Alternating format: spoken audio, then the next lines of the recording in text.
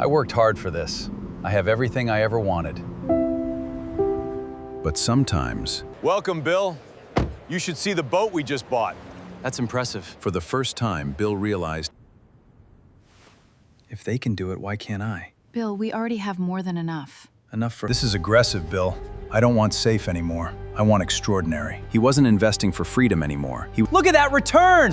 You're making money faster than ever. I knew I could do it. Success made the risk feel Bill, the market is collapsing. How bad? Margin call, now.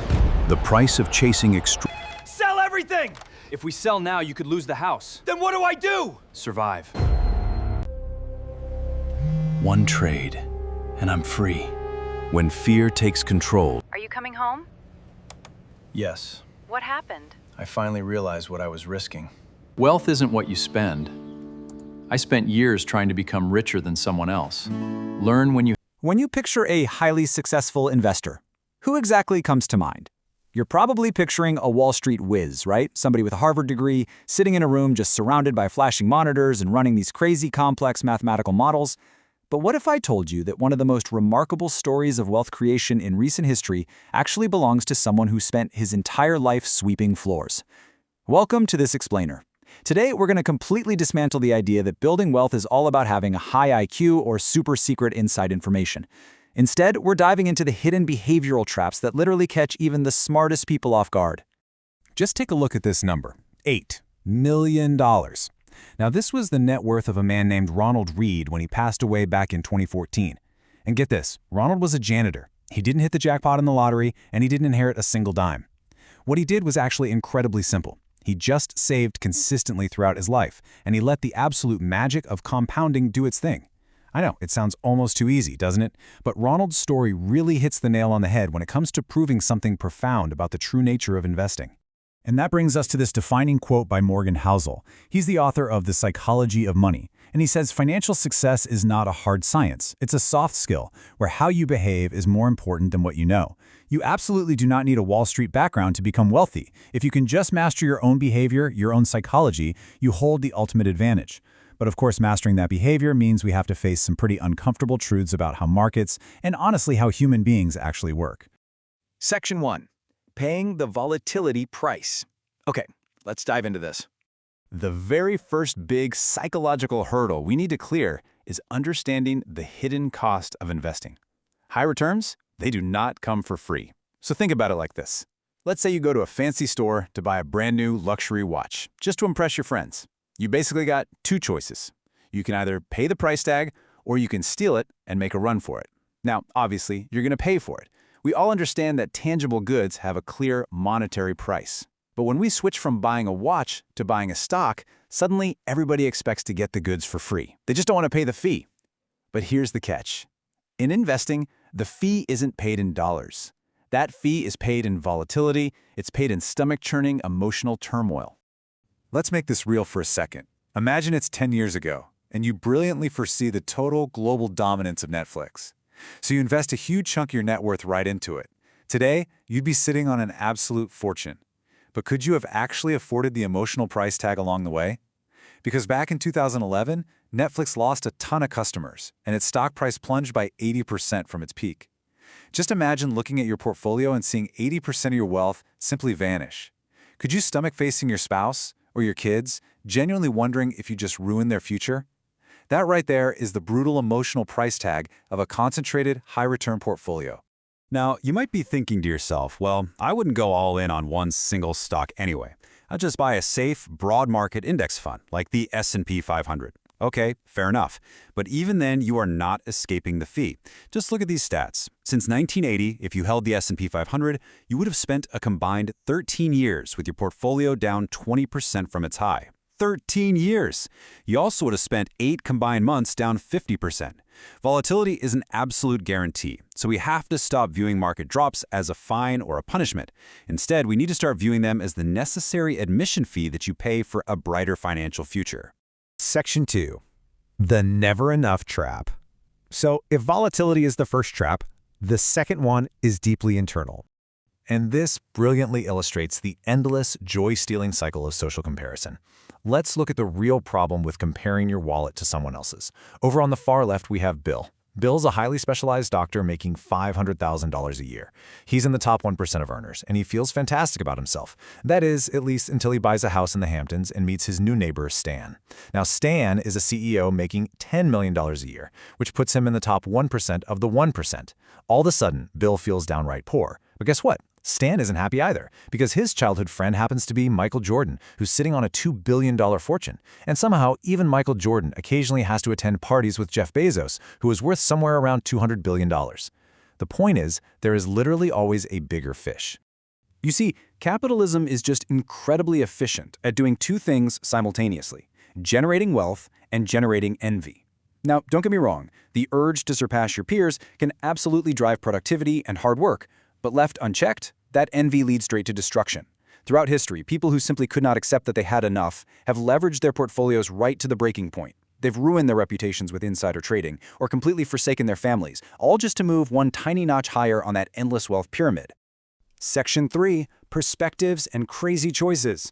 Let's shift gears and look at how we judge the financial decisions of others. Now, what's really interesting about this slide is this highly specific number, $400. Did you know that the lowest income households in the United States spend more than $400 a year on lottery tickets? That is literally 4 times more than the highest income group spends. But at the exact same time, more than a third of Americans cannot even come up with $400 for an emergency. From the outside looking in, this just looks entirely crazy, right? I mean, are they really spending their exact emergency buffer on scratch-offs? But wait, before we rush to judge, we really have to look through their lens. These individuals are often living entirely paycheck to paycheck.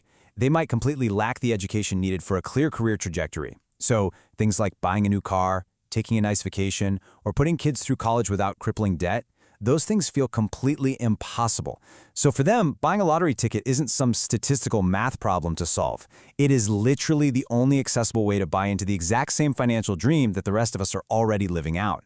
What looks absolutely crazy to you makes total, rational sense to them based entirely on their own life experience. So how exactly does this make you a better investor? Well, it serves as a massive reminder to understand your own game. Look, we are all playing with totally different time horizons, different risk profiles, and different life experiences. Copying a billionaire's portfolio is honestly foolish if your goal is just getting rich, while their goal is simply staying rich. Chasing a fad like GameStop, that is entirely irrational if you aren't actually a day trader. You simply have to say no to investments that fall completely outside your own specific financial goals. Section 4. Preparing for Black Swans. Moving forward, let's talk about the great unknown. What do the Great Depression, World War II, the 2008 financial crisis, and the COVID-19 pandemic all have in common? Well, they changed the world, they absolutely crashed the markets, and not a single one of them was predictably timed. The author Nassim Taleb actually calls these kinds of events black swans. And a black swan has 3 distinct characteristics. First off, it's an absolute outlier. Literally nothing in the past convincingly pointed to it happening. Second, it carries an extreme impact. And third, and this is where human nature really plays tricks on us, it only becomes explainable after the fact. We always look back and say, oh, well, of course that was going to happen. And because of this psychological quirk, obsessing over macroeconomic projections and trying to predict the next big crash is largely a useless endeavor. The things that are actually going to cause the biggest market panics are the things absolutely no one is talking about yet. And trying to predict those panics will absolutely destroy your wealth. Just look at this table. If you invested in the S&P 500 index 20 years ago and simply stayed fully invested, just held on through all those terrifying ups and downs, your total return would be an impressive 291%. But if you got scared, tried to time the market during a panic, and ended up missing just the 4 best performing days in that entire 20-year span, your return violently drops to 164%. You do not beat black swans by reacting faster than everybody else. You beat them by preparing your finances and your mind to simply weather the storm. Section 5. The Seduction of Pessimism. Let's move to and see how this builds into our final psychological concept: why we so eagerly consume bad news. If optimism is so historically profitable, why on earth are we so obsessed with doom and gloom financial news? Well, think about it. If I tell you the market is going to crash next month because of out-of-control government debt and new virus strains, you lean in, you listen to me. The pessimist always sounds highly intelligent, super cautious, and calculating. But if I tell you that global life expectancy is rising, computing power is exploding, and sustainable energy is getting incredibly cheap, you probably just shrug your shoulders. The optimist, fairly or not, always sounds terribly naive. So the crucial point is that this isn't just some quirk of modern media. It's literally hardwired right into our DNA. As the Nobel laureate Daniel Kahneman explains, organisms that treat threats as more urgent than opportunities have a better chance to survive and reproduce. We are evolutionarily designed to obsess over negative news and to view losses as looming so much larger than gains. We pay attention to the pessimists because, for our ancient ancestors, ignoring a threat quite literally meant death. Furthermore, the very nature of news itself completely skews our perception. Progress happens slowly, but setbacks, they happen overnight. A market crash or a terrible tragedy happens in an instant. It's dramatic. It's a super easy, compelling story to build a narrative around. But true economic progress, the actual kind that builds lasting wealth, takes decades to materialize. It's vague, it's slow, and honestly, it's pretty boring to watch. But knowing this can help you step back, override those base survival instincts, and realize that the world is likely getting better, even when the headlines are screaming otherwise. Ultimately, mastering the psychology of money really just means controlling your own behaviors. It means ignoring that flashy billionaire next door, willingly paying the emotional fee of volatility without flinching, and realizing that enough is finally enough. So let's let compounding work its magic. I'll leave you with this single, powerful question to reflect on. Are you risking what you have and need for what you don't have and don't need? Behavioral finance is a deep, fascinating rabbit hole. Thank you so much for watching this explainer, and let that question guide your next financial move as you continue your own learning journey.